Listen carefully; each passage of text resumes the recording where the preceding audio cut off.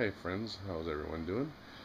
It's been a little while since the last whip of my PinCab. I can tell you right away, it's now at home. So this is actually it sitting at home. There is still a lot of work to do, but the majority of the important work required for it to be playable is completed. But there's some finishing touches left to do. Sparky from Maca has done a great job. I'm extremely happy. There's a couple of things he's done that will basically blow you away as to how easily accessible everything is, but I'll show you that. So first thing we see is the front end HyperPin, which has been shown in another video before. So as you can see, it's randomly going to tables when it's in basically demo mode. It'll just go after 30 seconds or 60 seconds and just randomly choose a table. Just one way if you want to access just a random table. However, we're not going to be concentrating on HyperPin today. We'll be concentrating on the cab itself so you can see the components. So the first thing we can see up here is the back glass. Actually, wait, the first thing we can see is the topper. I won't say any more than that this was a very important topper that played a great role in my PinCab. I'll say no more. So the back glass here is 27-inch back glass. It's an Acer monitor basically, and I have everything right now set at 4:3 ratio, so there is a black bar on either side. I might end up either leaving it like this in 4:3 and putting in some kind of a cover with maybe the logos of the manufacturers, or I'll be stretching it for the full width. I haven't decided yet. It's just a configuration thing. It's not very difficult to do. So the next item to see is the actual DMD, and the video camera does not give justice to this. Many of the pin cabs out there have a software DMD located right about here.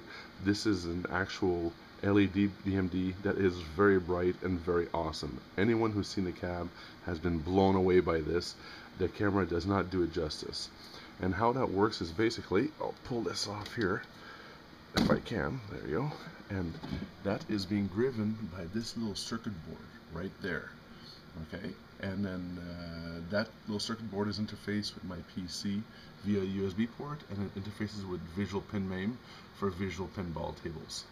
Hopefully there'll be support later for future pinball. There is a really cool program called Hyper DMD that just got released, so hopefully we'll be able to do that as well.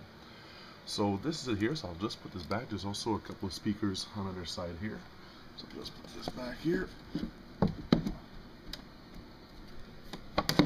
we go.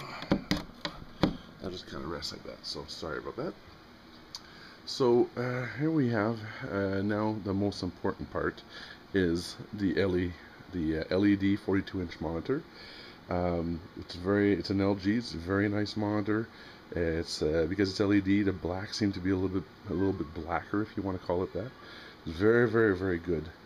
However, what is really cool is I'm going to put my hand here and I'm just going to lift it up just like a real pinball playfield. And look at what Sparky did. This is just glorious. It allows me to put the LED, the playfield 42-inch monitor, leaning right against the back glass just like a real pinball machine, like my firepower here. If I wanted to work at it, I could pull it out and lean it against the back glass, and then I can access the guts of the machine. So the PC at a later date, which is right here right now, will be located in here. There's a big fan in the back to make sure that all the heat is sucked out. This is the power supply that powers the DMD. It's 5 volts. We have here the keyboard encoder, the iPAC 2. All these wires go to all the various buttons that enables me to control the pinball itself, or the front end. And over here, that's the motion plunger and nudging board. So the red cable here goes to the plunger. So I actually have a plunger that works, and it works very well. There is some work to be done on each of the table though, but as far as grip adjustments, but it doesn't take very long, and some of them is just a couple of clicks and that's it. And this is also the nudging board. I'm going to have to move the nudging board though, and move it from this location here to more about here, and maybe a little higher up, but I've thought of a way that I'll be able to put it here and easily remove it for when I need to calibrate it. It's kind of hard to explain right now. This will be its own WIP video later. But so that's the only thing. I have to move it, but it's gonna work great. And I also have a subwoofer here as well that goes with the 4 speakers that you saw beside the DMD a while ago.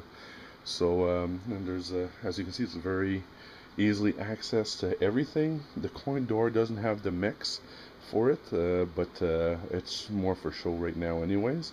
I might add them later, not too sure. I'm talking about the coin door, I'm actually not pointing at it. Some key things to look at here. Number one, we have also the button to launch the balls. Some tables didn't have a plunger, right?